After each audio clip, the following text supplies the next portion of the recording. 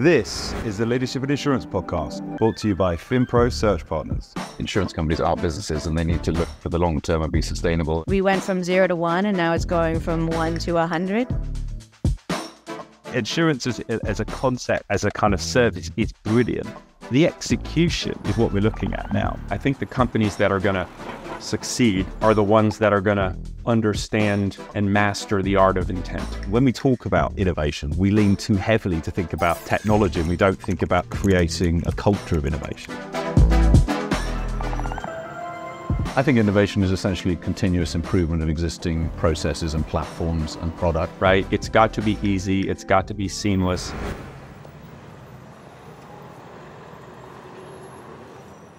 Hello and welcome to another edition of the Leadership and Insurance podcast on the Emerging Tech series. I'm your host, Gavin the Savage, and today I am very lucky to be joined by Nathan Milford from Pumpkin Pet Insurance. Nathan, welcome. How are you doing? Pretty good. Thank you for having me, and I'm glad we've finally been able to connect now. Yeah, it's been feels like it's been in the pipeline for a while. Sometimes I think people think I just say that, but you and I have been speaking off camera for a long time. We had the pleasure of meeting in New York over the Christmas period, and super excited to have this one in and discuss all things pet insurance and innovation in the space. I'm ready to nerd out on some pet insurance.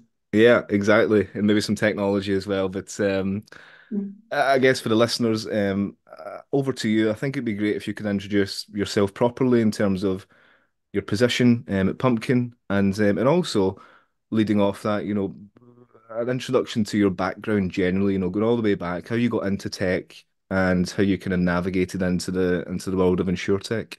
Sure. So I'm the CTO at Pumpkin. I've been with Pumpkin for 4 years as of December, so 4 years and a month and change.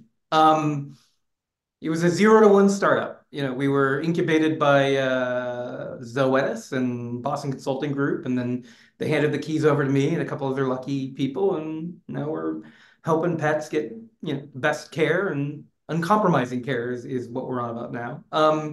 Before that, I was at a reg tech or a fintech where we did compliance monitoring for credit cards and reputational damage. So enterprise SaaS, I've been through that. Before that, at Shutterstock, I did was two-sided marketplace at that point in time. It was a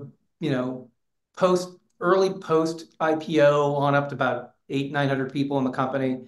Before that, I was ad tech at Outbrain. So I worked as a remote engineer and dealt with some acquisitions and building a team in the States there. And before that, it was a long smattering of film and theater and odd jobs here and there. That's my background. So I grew up a lonely kid in Missouri with no one really near me in the 80s. So what is the term, the Zennial? Where I'm in that Oregon Trail generation where I grew up with computers, but social networks weren't around to ruin my childhood. So I'm very concerned about that for my own children. So I lived in a basement, my parents' basement, and had my brother's computer. And he wasn't interested, and I would break it and try to fix it before he got home, and that's how I got good at computers. In the meantime, I did all sorts of just random IT and coding and rack and stack, and I've been all over, all up and down, basically to pay for my film and theater background. So I directed a bunch of regional theater and made a couple of films, and I've worked on a bunch of very awful, gospel hip hop music videos that are sort of formulaic. And I just sort of got to a point where, I enjoyed film and I enjoyed storytelling and I enjoyed theater. But getting up at 4 a.m. to make someone else's vision isn't easy every day. So I just decided to sort of go back into the tech world, and it's been pretty good for me so far. I've enjoyed it. Awesome. Yeah, it's a very non-traditional well, I mean maybe not, but I mean it's not the traditional route into Yeah. tech and engineering. And I know we'd said a bit of this off camera, talking about the running, because it's really quite deep, your experience within film and theatre. You're probably playing it down somewhat for this podcast, but running a film set and then transitioning into running a tech team Mhm. similarities or Oh, very similar. yeah. It's interesting, whether it's even a small indie set and it's kind of like a startup, and you got to deal with, let's say New York apartments where there's only so much, 15 amp circuits and all the walls are white. You can't drill into the wall, and you still got to make your pages. You got to be able to make it through the day. And so everyone's just got to pull together and figure it out. Feels like a startup.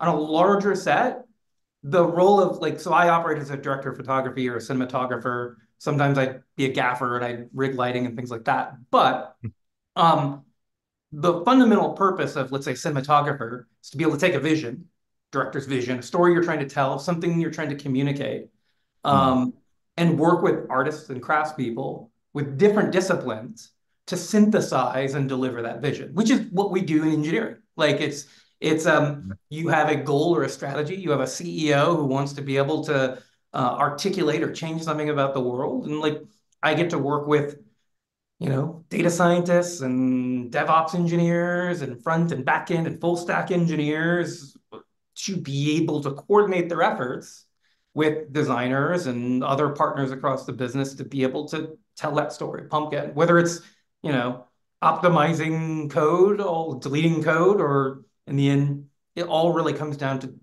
telling that story or delivering that experience. So it's very similar. You got to deal with, all different types of personalities and proclivities and stakeholders. It's very similar. And then Mm. moreover, like the other thing I think about a lot is on the theater side. So my background even before that was in theater. When I think about building a team, I think about casting. It's sort of if I'm, let's say, doing Hamlet, it's very much, and I think I told you this anecdote like last time Yeah. we talked.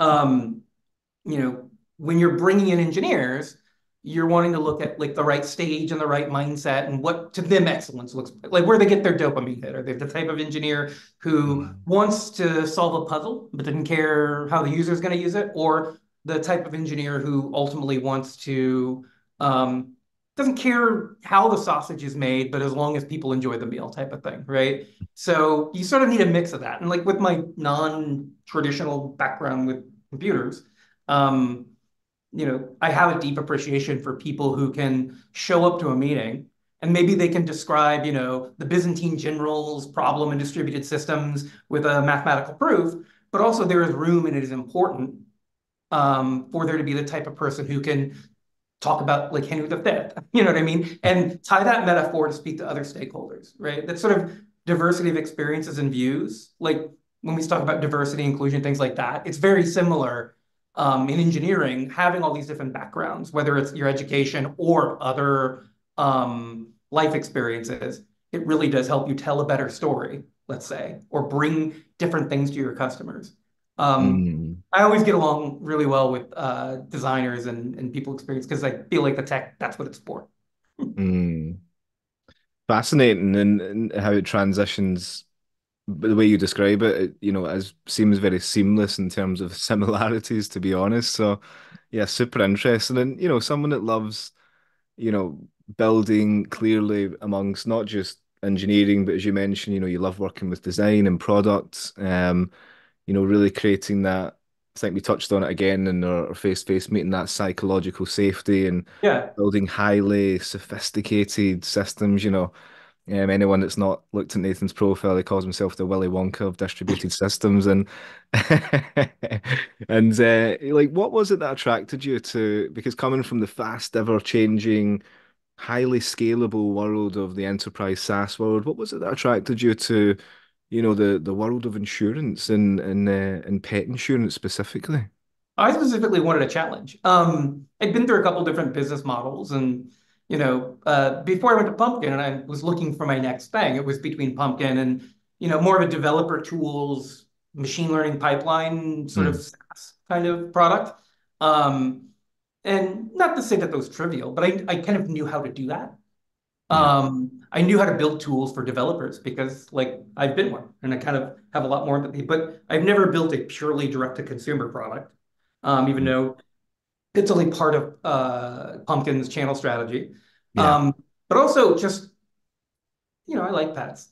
I think that insurance can be a net good, and it's it exists to enable things that wouldn't ordinarily be possible without insurance. Like there's a lot of misunderstanding of its function, but I think, providing insurance and providing the ability for people to do things that they wouldn't ordinarily have been able to do and for their pets and their pets' health, you know, it's the first time I've been able to really work for like a really mission-driven type of company, not just selling widgets and things like that. So I take the insurance journey very personally. Yeah, yeah.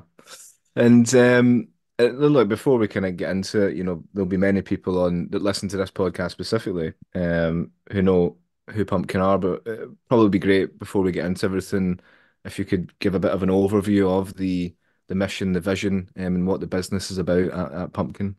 Yeah, I mean, our primary objective is to be able to give better health outcomes for pets. Um, our sort of immediate vision is getting to, let's say $500 million worth of claims care paid out. Yeah. Our particular channel and our focus is with the veterinarian, right? So if you're dealing with, auto body or some other insurance experience, the vendors you're working with or the network of people you work with, like you kind of generate leads for them. You know what I mean? You can send people to them. For us, like we're not necessarily part of how the veterinarian thinks day to day. And it's a tough job. No, and when I say veterinarian, I mean the whole clinic staff, the practice manager, the vet techs, people over the place. They suffer from compassion fatigue. Like there's a lot of really gruesome stats about hours they work and the tough choices they have to make because people can't pay for their pets and their pet Mm. care and deal with an accident. So we effectively want to be able to create a referral network within veterinarians. Like today, when you buy health insurance, right, you just go, at least in the States, you go with what work provides and you go from thing to thing as you move more. Here, if a veterinarian says you should have pet insurance, that's a win for us because there's like 150 million pets in the States and like 3% of them are insured. So it's under-penetrated market. I think in the UK, it's like closer to 20 something, 30%. Totally different relationship with insurance, but also the ecosystem of vets is, I'd say, more mature. Mm. Here, there's consolidation, but for all intents and purposes, we want the veterinarians to trust us. We want to be aligned with the veterinarian and we want to be aligned with the pet owner, right? Because the three of us together are trying to help a pet. We wouldn't be able to do it without the veterinarian, and the veterinarian, the pet owner has a lot of trouble in many cases doing it. Like $10,000 can go away really quick Yeah. in certain markets. So if we can be aligned and transparent and, when we send a customer into the vet, the veterinarian may not even know about pet insurance many times. The place where we want to get is just being there and having pet insurance be part of the conversation and normalizing just the statement when you go to the front desk at your vet. We wanted to see what's your pet insurance, basically. Mm. Because we're not even at that place in the evolution of like the sort of line of business. Mm. Mhm. You touched on something really interesting in terms of comparatives to the UK and the US, but how do you does Pumpkin have capacity? Are they like an insurer, or do you partner with major carriers to insure? Like, how do you describe it as like a digital MGA? Is it like how would you describe them, the So model? so we're set up as an MGA and we Yeah. work with an underwriter. We have a shared underwriter, IAC. We're Okay. sister companies with a couple of other brands underneath the JAB. Right, right, right. Which is a very recent acquisition. So, some fun facts for you, and I thought you'd appreciate this one. This is all from source for everyone, Forbes Advisor. The first insured pet in the US was Lassie, the famous TV collie in 1982. Now, Wow. today, dogs in the US, this is all, dogs make up the majority of 5.36 million insured pets in the US. That's about 80% of insured pets are dogs compared to cats. Maybe that's another conversation, but there's a lot of pets. We Two do really thirds. well with cats, by the way. I think it's, our wonderful experience team, we're just a more attractive brand, I think, to cat owners. Yeah, interesting. And two thirds of US households have a pet as of 2023. And you touched on it there. How many pet owners have insurance? About 4% of dogs are insured and 1% of cats. Mhm. Like that figure you touched on in the UK, saying there's about the numbers are about 20 to 30%. But Yeah. why do you think so few people still in the US and look, even in the UK, it's still incredibly low. Why do they not have pet insurance? Is it an education piece on where to get it? Is it cost? Do people not value the relationship they have with their pets? Like, what do you think it is? Well, I think it isn't about the relationship with the pet. Part of it is just education and understanding. I'd say that in the United States, people have a very different relationship with insurance than they probably do in European countries. We don't have like socialized insurance and things like that. Hmm. From my perspective, um, veterinarians, the ones that do see the benefit, feel it. They feel like people are coming in more often. They're utilizing like the services of the vet more often, right? But it's still underpenetrated in terms of how do we project that value out to the veterinarian and tell that story and getting them to ask the question. Um, Hmm.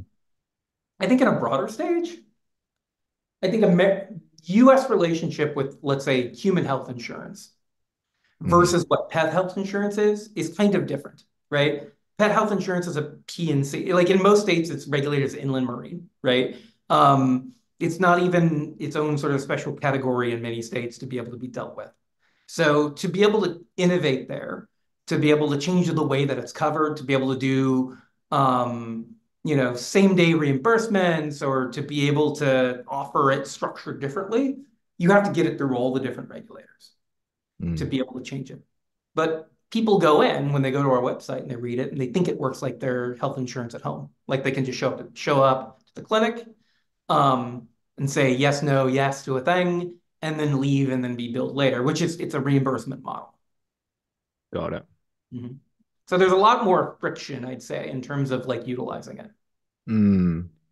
And it's I guess it is relatively new, but it's a market that's growing exponentially year Yeah. on year. Like, do you feel like even now with the progress that's been made from the likes of, Pumpkin and of course there are others that are worth mentioning, but again, most will probably know who they are. But it is really quite a handful of insurtechs that have been doing it for the past 5 to 10 years in terms of providing that gateway into innovation within pet insurance. Like, what do you feel like it's a space that still needs a lot more startups, innovators, entrepreneurs, and techs to enter into? Like, and if so, what are the unique things looking back in your journey that you think now they have to consider when entering the pet insurance space? Like, what still has to be improved for you? So there's, I guess, two Um, questions there. I mean, there's a lot of ecosystem problems, right? Like it's a reimbursement model. So like if I'm going to utilize pet insurance, I got to walk into the clinic, right? And I don't know if it's going to be covered because I did, I'm not a lawyer or an insurance expert, so I can't read from the point of view of the pet owner. It just says dental, right? It's covered, but that doesn't mean radiographs. It means a lot of different things. Um, I'd say that every clinic has some sort of workflow or system, a practice management system. So if they just wanted to be in a place to where they could click a button and then ship an invoice to us to be able to process, right? There are many barriers because like the PIMS ecosystem is very fractured, right? Mm, Even amongst large chain clinics, um, Banfields, VCAs, like there's not a wild like it's not homogenous in terms of what tools you're using. And a lot of them are like on-premises software, right? yeah. So if I were to be able to like install a driver or something on the clinic network of a small mom and pop vet, I would have to be able to provide some support for them to be able to ship that stuff to me. So like there's 30 something on, 40 something on clinics in the United States. It's a tall order. So there's definitely an ecosystem and segmentation problem. It's like a fractious environment. That's one of the larger barriers. The other part is, when we first started Pumpkin and we started out as a white label and we're on our journey to become an MGA, we needed to pick or build a system of record. We ended up building our own mostly because for two reasons. One, we have a wellness product that we wanted to be experientially similar but since it's not regulated, it had to be separate and paid from separate accounts. So there's a lot of details there that required us to just not use, something off the shelf. So we had to build it. But the other piece is there at the time, there was only one pet insurance specific software stack. And I think it was owned by a prospective competitor at that point anyway, so we didn't really want to go that route. Mm. Pet insurance is P&C insurance, but it is also, compared to other ones, high frequency and low severity in terms of the claims. You get a lot of little claims. Yeah. Right? So the software needs to be able to deal with that high volume. It also is document heavy, right? We work off of an invoice and a medical record. So getting into becoming a pet insurer, you need to sort of think very carefully and clearly on how this line of business will be different from, let's say, any other one that you're doing, life or whatever. Mm. Historically, there have been a lot of, let's say, large brand P&C insurers who are like, okay, we'll go do pet. Yeah. And they'll hire pet people, but they'll use the same sort of processes, software, ways of thinking. Pets are emotional. Like, there's not a lot of things that you're going to insure other than your life and your children that has the same sort of emotional quality to it, right? Maybe jewelry or keepsakes or things like that. So it has an additional dimension. So every claim filed, to the customer does have a high level of criticality, even Mm. if the volume it gets lost. And so when you're treating with the customer, you need to be very deliberate and clear and transparent, as well as with the veterinarian, because you sort of need that. I don't know the right way to phrase it, but you sort of need that. I want to say touch of humanity in it, Yeah. your experience, Mm. and not just have a bunch of automated emails that come out of a system when you're dealing with that volume. And so you got to build a system to accommodate that. Mm. Yeah, and in terms of how to move the needle, you've said that there from an ecosystem perspective, that sounds like a big culture shift that needs to happen there, and it's about how you can affect that. I mean, the distribution model at Pumpkin is unique in the sense that you kind of touched on it's D2C, um, but also it's kind of like the way I see it is like a kind of D2C to B as well because you're working with Yeah. the veterinarians as well, and like in terms of the last few years, companies like Pumpkin and again others that we could mention that have led the way to a degree.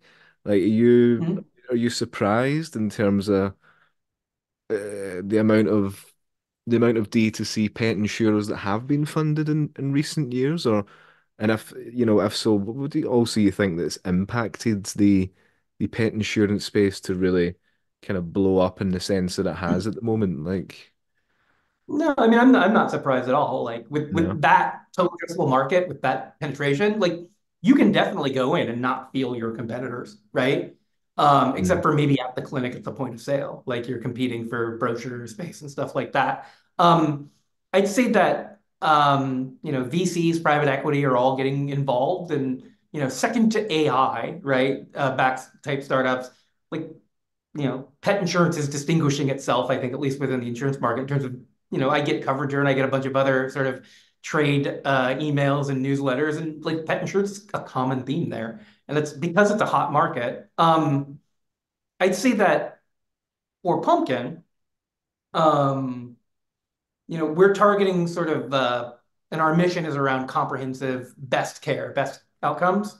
So I'd say that we are in that sort of mess trying to differentiate ourselves by not having people show up at the clinic with like a $500 deductible and like a $2,500 limit, and then being mad at the veterinarian and us Yeah. that it doesn't cover their surgery. I think that finding out where you play in the spectrum of value and how much coverage you have, I think is going to be where people sort of play. Mm. I think that you'll have a little bit more aggregation across, say Mars or JB or whomever, right? Who's sort of aggregating and snatching them up, and sort of having different sort of brands or levers that play to the Mm. audiences. And speaking of levers, like in terms of you touched on, mentioned AI, just as a passing there, but I was interested in the kind of the what levers in terms of technology have been the most successful? You know, when you look back on, you know, the pivotal moments from, you know, the technology standpoint, what do you think the greatest levers have been on the business at Pumpkin in terms of technology for you guys? Ooh. Um, what is the best piece of the best technology approach? Hmm. I guess, yeah, just in terms of like when you look at the journey, you know, what have been the kind of as I said, the greatest levers in terms of technology? Honestly, Um, it's just been keeping things as simple as possible. I think that, yeah. we wrote everything in Python and React because, you can't swing I don't know if I can say this as a pet injury. You can't swing a dead cat without hitting a developer in New York. Who knows a little Python, right? So like if I would have built our entire stack on top of, you know, a more traditional line or something, or I know that some people will build something on top of Dynamics or on top of Salesforce or something like that, you Mm, know, while we're still trying to figure out what the right thing is for our customers, right? Not necessarily product market fit, but like really about the experience and iterating. The technological choices that we make that are valuable are the ones that, allow us to like get there quicker than our competitors and not be yeah. locked up into multi-year contracts and be slowed down by like, well, it's a specific technology or some domain specific language. So we choose a lot of sort of simple technology approaches. I mean, we have AI embedded in the product in certain places, and we've got plans to expand that. But at the end of the day, those are almost always things that we're putting in place in service of simplifying how we deliver things rather than making them more complicated. Mm. And I think that's you know, it's clear that yourself and the business have focused on simplifying the experience, you know, both from a kind of CX perspective, but also from a back end perspective, working with the veterinarians. Yeah. Like, in terms of, is there anything that you're, again, just because you've been through this journey and it's not done, I'm not suggesting that it's by any means, you know, you've completed pet insurance, but when you look at it now, is there anything that excites you? Like, you know, for me, my brain kind of ticks me. You look at the world of kind of IoTs and, you know, I Mhm. don't know, maybe wearable tech for pets, and you know, Mhm. like in terms of opportunity going forward, like they say that you know I think one of the big overestimations in a startup when I'm speaking to CEOs, because as you know, I'm in recruitment, and when I'm asked to find a CTO, it's like we need this CTO and he can solve all our problems and he'll build the Mhm. technology and that will take care of everything. You know, and it's, you know, we all kind of know that building technology doesn't just solve everything. But is there anything that you could see or envision that you're particularly excited about in terms of opportunities for, you know, integrating any like, emerging technologies into the insurance policies within the pet sector? Like, is there anything that Well, you kind of think you mean it in could? terms of telemetry and things like that that allow you to Well, do better risk rating? I mean, yeah. I think that's exciting, sure. I think that that's inevitable. I Mm, think utilizing more and more machine learning techniques, language models, things like that, to streamline claims processing, sure. I think everyone's trying to do things around personalizing their experience or, bundling their product in different ways. Um, place in the end, the thing that I want the most, and it's a myriad of technologies and approaches to deliver this, is I want that sort of I want to give people that's a sort of Uber moment, like first time you used Uber and you're used to taking cabs and you got to pull out the money. First time you get out of a car without paying, and then you're like, wait, what just it feels a little weird and it's jarring. I want to give that to like every pet owner in the world. I want them to like walk in worried and then walk out like with a healthy pet or a treatment plan. The things that are going to enable that are, more sophistication in risk rating, more sophistication in using, let's say, satellite imagery and classifying. Oh, this dog lives in a rural versus a urban area, so we can change the rates, or we can be more predictive about the type of conditions or diseases that are going to come from that. That's fine. I think that'll change pricing and structure, but in terms of just delivering for the customer, mm, a lot of it's just going to come around claims automation, PIMS integration, and then other ways of being proactive about being in the pocket and educating the consumer at the same time as the vet. So like if I can preemptively tell them, hey, oh, it looks like you're going to the vet. You should walk in and ask about these things because we cover them. Like the veterinarian's going to be super jazzed because they're like, oh, I wasn't going to ask about that because it's and ask you to do that because it's expensive. And the pet owner is going to come up like being able to utilize their plan more effectively. And then in the moment, it can be approved, and then they're out the door. All of that together, if I can get that done in my tenure at Pumpkin, I'm, like I'll be the happiest guy. That's what I want. I want that And like super Uber moment. and do you think that's why that fantasy of the super Uber moment within pet insurance, do you think that's the reason why certainly in the pet insurance sector that insurtechs do have, it's not competing against each other, it is about cooperating, working with the Yeah. large insurers, the carriers, but do you feel like that's why the insurtechs have an edge in terms of this space because they have the ability to kind of freely integrate and innovate the way you've just suggested there? Oh yeah, I mean, but there's a natural, like say, virtuous cycle, right?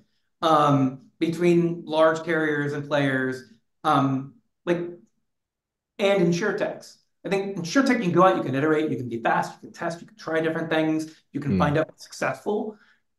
Like that ecosystem is effectively supported by the prospect of tying that back up into much larger carriers, right? So like yeah. it sort of like feeds itself. So I think you can't have one without the other. I think the Mm, last place where there's difficulty is, and is being able to deploy technologies in a way that's understandable and acceptable and transparent to regulators, right? So yeah. if you're going to deploy machine learning models, they need to be explainable, or you need to build your architectures in very granular ways so that the different pieces sort of work together in a way that's explainable. I think right now, like the way that rating happens in almost every pet insurer is just age, breed, and location, right? You Hmm. multiply some factors together, and then you get a rate. Um, there's so many other ways that we can improve upon that, and we can look at the other lines of businesses that are out there that use more sophisticated approaches to underwriting. Um, there's not, I think, a lot of pressure yet to change in the pet insurance space, right? But it's Mm, coming. It's definitely coming for us to be able to get more granular and deeper in terms of how we like price risk. mm. And then And the other kind of it question moves is, back up to the big carriers. But go ahead. yeah, no, and the other question is there, do big carriers even want to play in this space? Because, there's many different articles and there's many different predictions, but by 2030 it's estimated it's going to have a market cap size of, 20 plus billion. And, these carriers are operating in 80 to 100 billion market sizes. So it's kind of like, do they even want to play in that space? And because for an insurtech, that's huge, but maybe for them it's just not, maybe it's just too much work for the return on investment in technology and everything else. I mean, you can build and run your pet business like it's insuring property. And I think Mm, that just based off of the inertia of being a big company with big budgets and a large reach, like you can, upsell from it or to it, and that's fine. I think over time, you're going to have limitations in service. I think when you think about like one of the differences between like a startup-y insure approach versus a larger corporate enterprise approach, problems they're trying to solve, sure. But I think also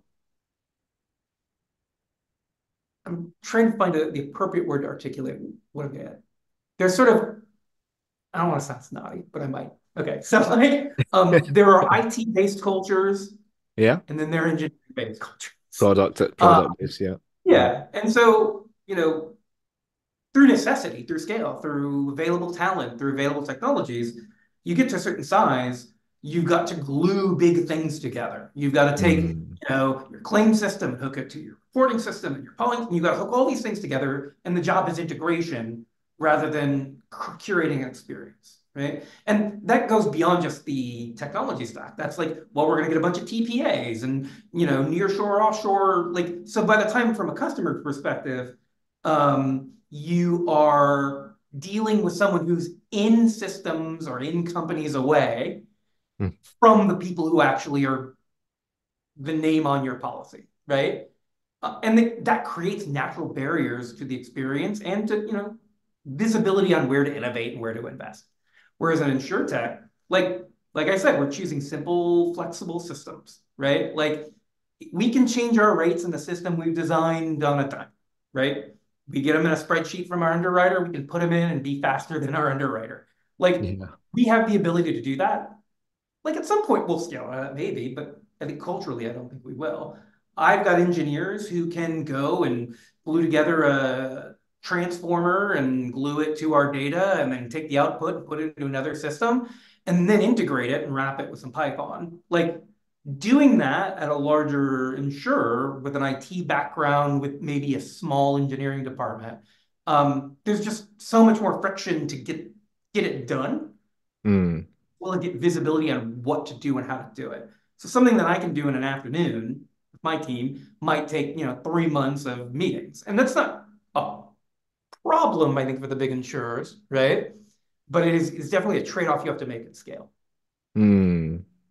Yes, interesting, super interesting. I kind of mentioned earlier around founders or CEOs bringing in, because you've been with Pumpkin from 0 to 1 and 1 to 100. You've came in as you've built the pipes and the blocks, and now you're probably zoomed out in comparison. You've got your engineering team, but one thing I do always come up with when we're speaking to when we get assigned or we have a call with regards to like a search for a CTO and we're asked for a seed-based business or a Series A-based business and they're looking for a CTO. And then sometimes you kind of navigate the conversation. It's quite apparent that they don't really need a CTO, and you've only officially got the title of CTO Pumpkin, but ostensibly you would have been Yeah. acting as CTO for many, many years. But, that whole thing about the CTO come in and he'll just fix everything. Like, what do you think the biggest misunderstanding is when it comes to the role of a CTO in an early stage startup? Like, is it just a title? Like, how would you articulate the value that a CTO brings? Or because sometimes I think that really in reality, all they really need in the early stages is like a principal engineer or, someone with management qualities but is super hands-on. Like, again, how would you kind of articulate the vision, that the value, sorry, that a CTO can bring for an early stage startup? Is it always necessary to have a CTO? I mean, you're asking a CTO, so Yeah. I mean, I've been You've through been all. through that journey though. You've been that Well, I founding mean, I've been through the engineer. gamut. I mean, at Outbrain, I was employee number 8 in the States, Yeah. and I left there about 500, and Shutterstock, I was in the early, just post IPO and left about, I think, 800 or 900 people. And then after that, I went to a kind of a enterprise SaaS that was just going to live at, 40, 50 people. And it's fine. In terms of having a CTO at those different stages, yes, it depends on your ambition as an Mm. entrepreneur and where you want your business to go, right? If you're just going to build a nice little business and you're going to, have 10 or 50 enterprise contracts that you're dealing with and you're just going to roll like that, maybe you don't. If you're going to go from 5 million ARR to 15 to 100 million ARR, you would do well to have someone earlier on, not just Yeah. writing code. And I've done that. I wrote it's funny, the first time I've written code at Pumpkin in a year and a half and deployed it to production was last week. Okay. I was like, oh, I still got it. I'm a real boy. But beyond that, um, it's if you leave engineers alone, the wrong engineers, right? Mm. And you're buying big enterprise engineers and you're bringing them down to your little startup, they're going to build you cathedrals, Yeah. which you don't. The metaphor I use is sometimes you just need a room full of chairs for people to talk in. Oftentimes, you don't necessarily have the talent on staff to be able to vet that they're making decisions that are in the immediate interest of the business, right? We're looking at, let's say we're building a product that starts off with just having 30 customers. Well, engineer might start off there, but they might start thinking about building something that has 30,000 customers. And then you're bringing in engineering efforts and costs, and you're not right sizing the thing that you're building. to the size of your market. And so you need to be able to understand, okay, if I know in 5 years or 10 years I'm going to be at 100 million ARR or whatever it's going to be a billion-dollar company, right? You need to be able to have someone who can step backwards, bring the right people in at the right time. Like I need to bring in directors because I can't manage my engineers directly anymore. And like I need to be able to have the appropriate process at the right time. If you as a garage band insure-tech startup operator makes those wrong decisions early, just for the cost of a CTO salary, some equity ideally, like um, those decisions compound over time. And then you're mired while you're trying to be fast because you've built a thing that you can't get out of the way from. I've made that mistake Hmm. where I've built too far into the future, or I haven't built enough for now. And it's just like, spreadsheets and like, Yeah. type forms. And Yeah. bringing that type of experience to bear, if your ambitions are right, the sooner you can make that investment. Like one of the wonderful things, and one of the other reasons I came to Pumpkin was I think of it like we were kind of like K-pop boy banded into existence. We started almost all the leadership team is the same one that we started with, right? Wow. And it was all like, grown-ups on day one. It was we all kind of knew what we needed to do and what we wanted to do, and like we moved forward with that. Like I worked at startups where it's like, the VP of the people team started off as the personal assistant of like the CEO, and they're still learning. And then you Yeah. have poor processes and stuff like that. It's fine if you're only going to scale to 100 people and you can do that. Hmm. Yeah, that building the plane whilst you're flying it kind of works to a certain point. But yeah, it's interesting that everyone, the way you describe the leadership team from day one till now at Pumpkin, I think it's a kind of final point. It's clearly, from your experience, and I've known you, as I say, for a relatively long time, and we've had many conversations. You're someone that's so ingrained in defining and building a culture, and the culture's never fully built. Even at Pumpkin right now with the recent acquisition, there's probably a new phase of culture coming in, but it's about maintaining that culture that you want within your engineering and product division. Like for you, is it? How do and the way the market's changed as well in terms of how engineering and product teams are now setting up going into 2024 and a very turbulent 18 months or so with layoffs and restructuring. Like, what do you feel how do you feel companies, sorry, can set themselves up for hiring success and scaling in 2024? Probably just specific to engineering product. I would put that to you. Hiring success, or that was a bit of a journey you want. So you want to speak more Yeah, about or in about term hiring? Yeah, I in mean, terms of scaling and hiring, setting themselves up for success, and again, someone that's been through a real evolution. And again, I appreciate it's different to companies' vision and goals, but just going into this year, like, do you feel like there's anything that early stage companies should kind of take note of, or anything that you feel you've learned over the years that you could kind of yeah. pass on? Well, I mean, culture doesn't just happen, right? You've got to be deliberate Sure. about it. And culture is usually, what's the quote I love? It's like, culture is what like the most senior person in the room, how they react to something, kind of when someone Hmm. misbehaves.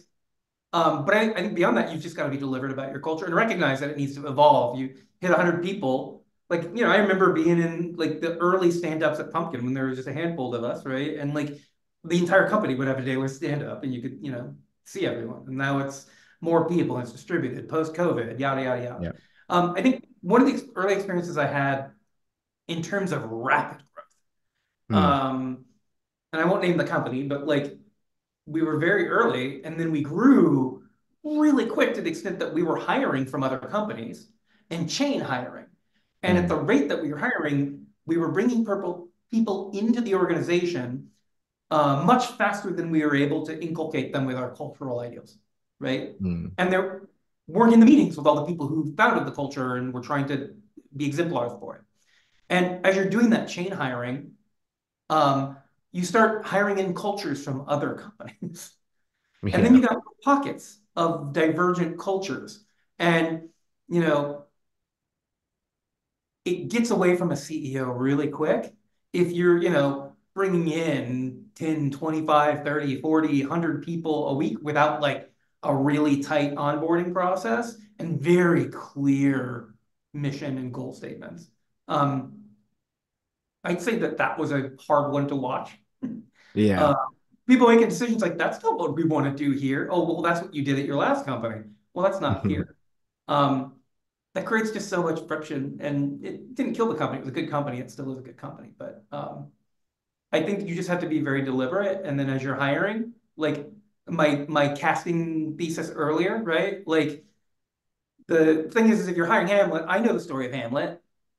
I want to hire someone who has a similar agreement about who Hamlet was, so that as I'm working with that person to tell the story of Hamlet, I don't have to worry about who Hamlet is, right? They're going to evoke Hamlet, think about Hamlet have for breakfast, but like there's less friction in terms of was Hamlet crazy or not, right? Yeah. Like was Hamlet in love with Laertes? Was Hamlet in love with Ophelia? Who knows, right? But like if there's a divergent point between me and my Hamlet, that's going to cause more friction for the business. So I think very deliberately about hiring, and then Yeah. when you're hiring fast, you got to have the apparatus in place to back it up. I think that'll ring true, with many people listening to this, and I think very indicative of the market as well and how to grow going into 2024. But Nathan, that brings us to the end of this. Look, thank you for your time and for coming on. I know you're a busy man, and Yeah, we it's did it though. We made it. we We made made it it. We in done it. 24, but we It's actually had a yeah, it's conversation. a busy time at Pumpkin and all of that. So again, it's much appreciated, and this was a lot of fun. So thank you. Well, I'm grateful that you were able to, persevere. So thank you. Cheers, man.